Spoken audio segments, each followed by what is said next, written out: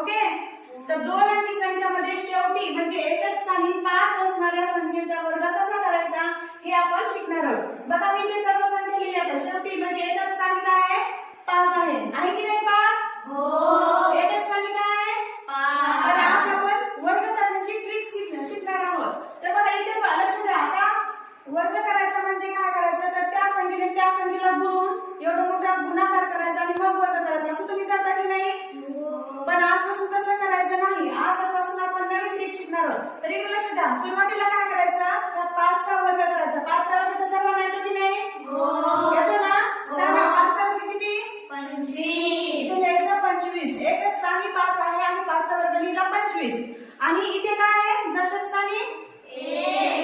1 च्या पुढचा अंक कोणता आहे? 2. मग ह्या संख्येला काय करायचं?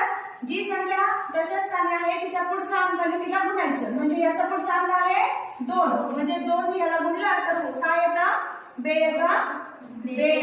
म्हणजे बघा 15 चा वर्ग किती झाला? 225. समजलं? आहे की नाही सोपा? गुणाकार करायची गरज आहे का? नाही. अजून एक उदाहरण समजून सांगते. इकडे लक्ष द्या. आता इथे काय करणार आपण? 35 चा वर्ग करायचा आपल्याला. हो की नाही? सुरुवातीला एकक स्थानी काय आहे? 5 आहे. 5 चा वर्ग किती? 25. तो लिहायचा 25. ओके. आणि 3 च्या पुढचा अंक कोणता आहे उजवीतला? 4. 4 ने ह्याला गुणायचा. 4 1 4, 4 2 8 आणि 4 3 12. लिहायचे इथे 12. बघा बरं 35 चा वर्ग हाच आहे का? आला बरोबर? समजलं? आता या सर्व संख्येचा वर्ग म्हणजे ज्याच्या एकक स्थानी 5 आहे अशा संख्येचा वर्ग ह्याच पद्धतीने करायचा.